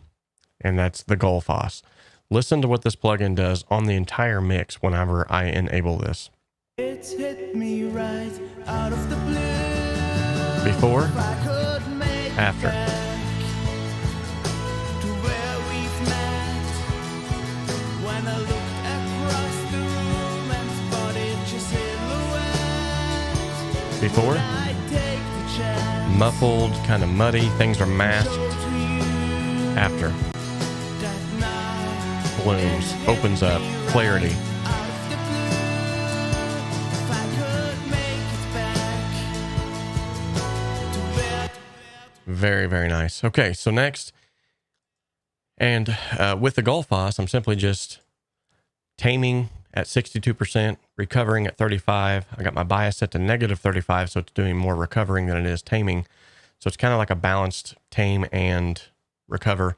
And then I'm just brightening it by 10%. And the brightening that you get on here really just does something. It doesn't add harshness, I've noticed. So with that being said, the last plugin that I use and my limiter of choice on this particular project, normally I use the adaptive limiter, but I've been leaning more towards this T-Rex 1 just simply because it does so many things under the hood. So this is with the T-Rex 1 bypassed. It's hit me right out of the blue. If I could make it back to where we've met. Okay, When I looked enabled. across the room and spotted your silhouette, would I take the chance and show to you that now it's hit me right out of the blue. If I could make it back to where we've met. When I looked across the room Beautiful, beautiful. and spotted your silhouette. So literally what this is doing, I'm adding just a touch of air, like literally 0.2. I've said literally like 50 literal times, literally. Focus, I don't know what my deal is with that word today. Almost 1 dB of gain on the body, which is the sort of the mid-range. Wanted to boost that a little, give it a little bit more oomph. And I am actually using the widening on this just by 1. Now, it's not doing anything dramatic or huge, but it actually did add something. I normally don't touch this knob, but it sounded really good, so I left it. A little bit of analog on there and some bass punch. Didn't touch the transients this time. This push knob is actually, when you enable the push knob, you're pushing all of these other knobs. So you're literally pushing whatever you have just added, you're pushing it to its limits, so to speak. And then your volume knob, this is where you get your volume, and then it limits it to negative 0.01. Okay? So I know, guys, I'm not a big fan of widening plugins, but this actually did something to it. And here's the crazy thing. It didn't affect for the first time in forever that I've ever seen this, it did not affect the phase. I was blown away. So there's two reasons why that could be. One, these were recorded really well and I've addressed all the phase issues. Two, that plugin actually does what it says it's supposed to do. That may be one of the only widening plugins I will ever recommend. There, I said it. Which, by the way, if you want to get your hands on these, I have a playlist of all of the T-Rex 5 plugins here on the channel. You can go and check out all of them. The Equal is an awesome plugin. The T-Rex 5 Mastering Match, oh my goodness, absolutely amazing. Absolutely amazing. So anyway, this has been sort of the mix breakdown. Yet again, there's not really a lot of mixing ninja moves or flamboyancy added. I did some sidechain compression, yes. I did my 3 reverb bus mix trick. I did some automation, but really apart from that, I've done nothing differently from what I would do to a normal mix. So it's going to get to the point where probably we start doing these mix togethers or these live mix breakdowns. You guys are going to go, let me guess, 3 reverb buses, 3 this, you did some sidechain compression on that, and then you're going to go, hopefully at one point in time, the light bulb's going to, and you're going to go, whoa, hey, if he's getting the same results, maybe I should, I'm not saying you should copy me, but what I am saying, is if it works, it works. So find out what works for you and use that. So let's go ahead and play the whole mix over. I was just getting ready to do that. Bops, you are like, read my mind, man. So I'm going to go ahead and play this whole mix over. We're just going to do a little listen together, and then we'll call this stream Dunsky. All right, so here's the whole mix as it stands.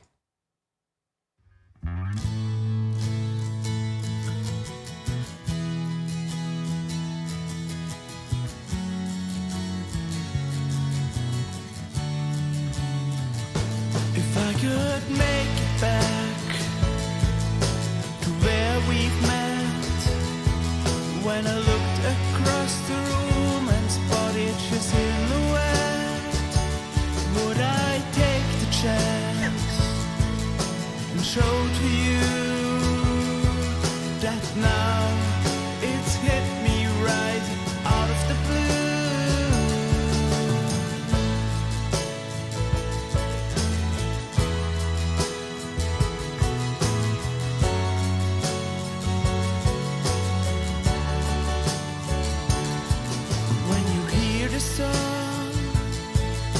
Then will you know that I wrote it just for you? It's you it is about, now I said it out loud. Do you even have a clue? These feelings driving me insane. I just hope it's not in vain.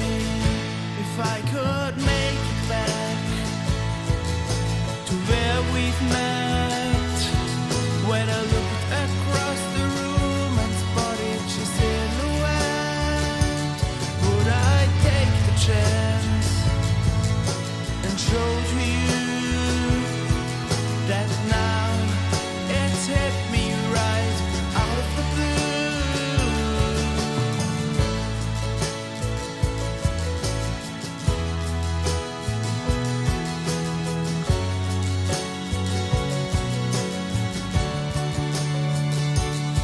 I searched for an answer in the wind, still hoping for a hint, wishing to get my message through. Would you say my name? I mix up joy and pain. What do I mean for you? These feelings driving me insane. I just hope it's not in vain. If I could make it back to where we've met, when I looked across the room and spotted your silhouette,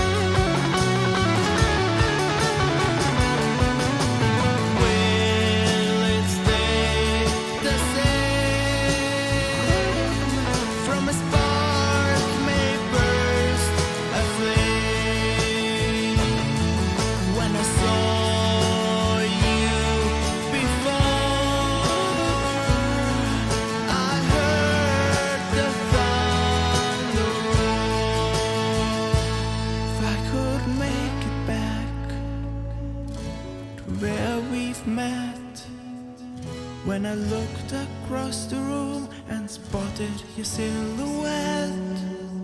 Would I take the chance and show to you that now it's hit me right out of the blue? If I could make it back to where we've met, when I looked across the room and spotted your silhouette, would I take the chance and show to you that now it's hit me right out of the blue? If I could make it back to where we've met, when I looked across the room and spotted your silhouette, would I take the chance and show to you that now it's hit me right out of the blue?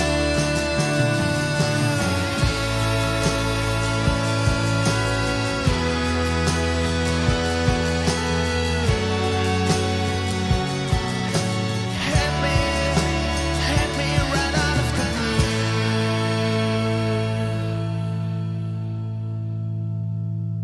Nice. Once again, great job, Marcel. I did go ahead and raise the vocal up by 1.5 dBs. I do feel like, as Keith said, it did kind of need it. And I turned the bass down by 1 dB, and I think it just brought everything just right there where it needed to be. Don't forget, before we get off of here, that there is a December song contest. Of course, we're going to continue doing all of these song contests because they're just stinking awesome. And also don't forget that there is a Christmas giveaway that's going away. That's going on right now.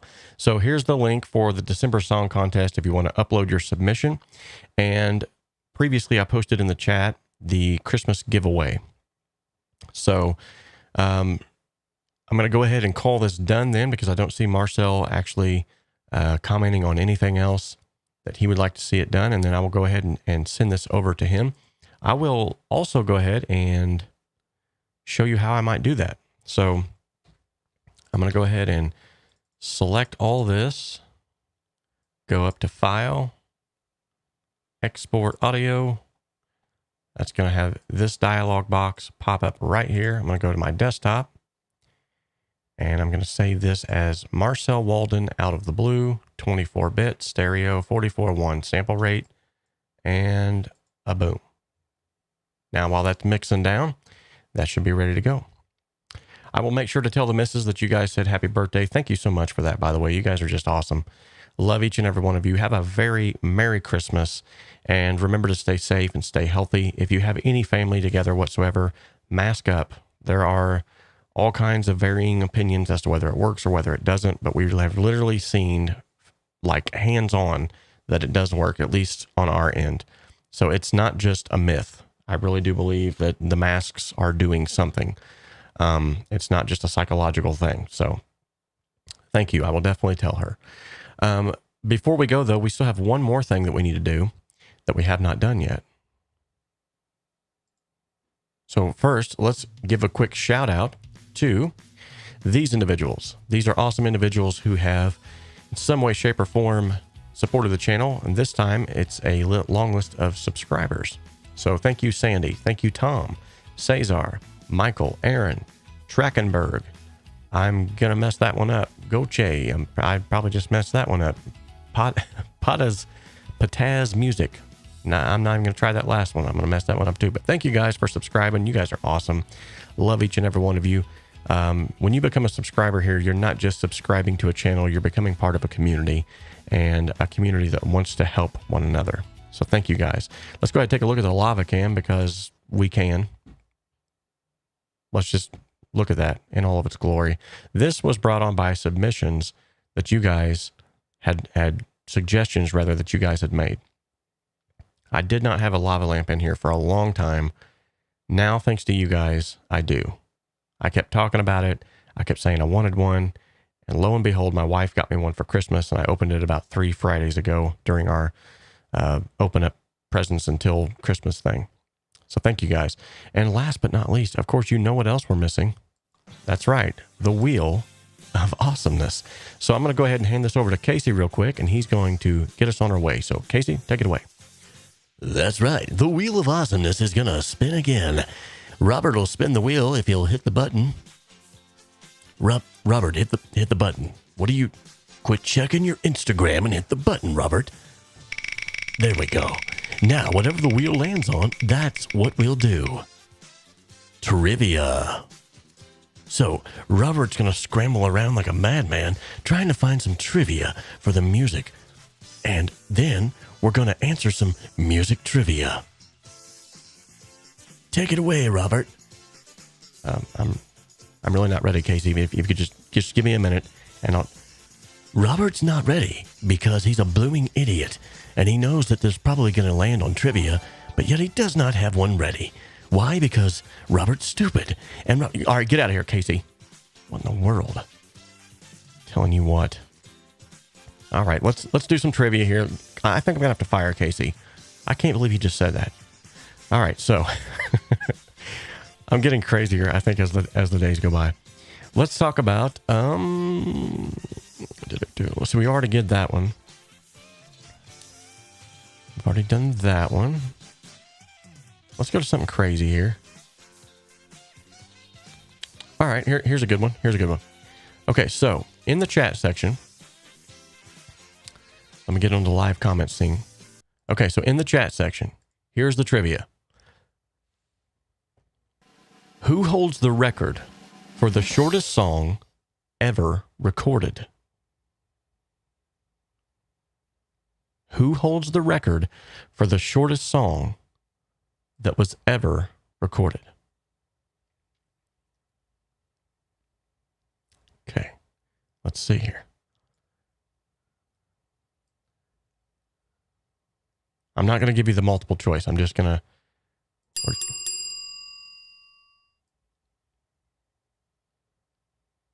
Keep the comments coming. You know what you're going to win, right? If you get it right.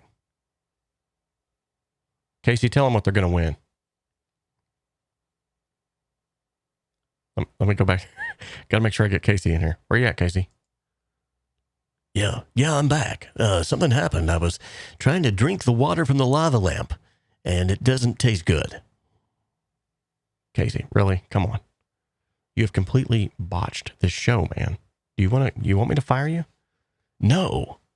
All right, then tell the people what they're going to win if they get this right. For crying out loud, I gotta get out of here. Okay, so as Robert requested, congratulations to whoever gets the correct answer. You're going to win an all-expense-paid trip to nowhere. Seriously, Casey? Okay, so apparently you're going to win an all-expense-paid trip to nowhere. So you can thank Casey for that because he's in charge of the prizes around here. And apparently he's dropped the ball again. So he got on to me for not having a trivia question. I'm going to have to get all over him for not even having a prize. I mean, what's going on here? So Danny DeVito, he's 5'1". Alan Parsons, Destiny, Lennon, Katy Perry. We've got another one. Okay. Has Casey been on the cooking sherry? Okay, so the correct answer. Are you ready for this? This one was unbeknownst to me. So the correct answer is Napalm's Death. The song You Suffer is the shortest song ever recorded at 1.316 seconds long. Songwriter Justin Broderick has described it as utterly stupid, ridiculous, and it was hilarious. The band even released it as a 7-inch single in 1989. I had never even known that. That's crazy. It's crazy what you learn when you start looking up some trivia stuff here. A 1 second long song on a 7-inch album. It was like, all right, it's over. Anyway, thank you all for tuning in so much. Appreciate everything that you all do. And remember, like I said, have a Merry Christmas. Stay safe. Stay healthy. And if you have any questions whatsoever, be sure to reach out to me. Let's go ahead real quick and check out the desktop here, because as promised, I want to show you exactly how I'm going to send this off now to Marcel. So there's the track that we just mixed together. Okay. And it's right here. And then literally what I'm going to do is I'm going to open a instance of G Drive. This is my preferred method of choice. Okay. I'm going to make sure that I'm logged into Home Studio Simplified. And then I'm going to go to New, File Upload. And I'm going to pick Marcel Walden out of the blue. That's going to upload. You'll notice that I already have one in here. By default, it's going to tell me that there's already one in here. So then it's going to call this one version 2. So I know exactly which one I'm sending Marcel whenever this gets uploaded. It says it has less than a minute left.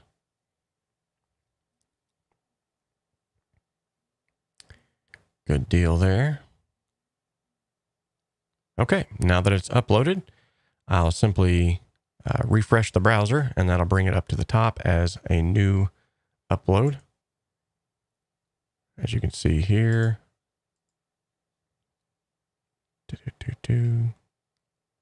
Yep, right here at the top.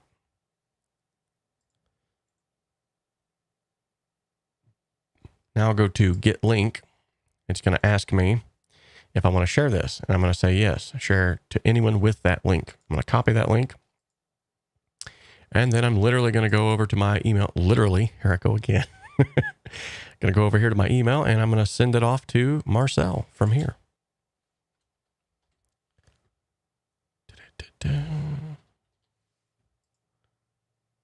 Okay. There we go. Super simple. So, Marcel, you are going to have a copy of the song that we just mixed here on the channel together with all of your mix critiques in your inbox right about now. Easy peasy pumpkin pie. All right. So we're going to go ahead and call this stream finito, but thank you all so much again for hopping in and being awesome like you all are. Love each and every one of you. Until next time, you all have a blessed day.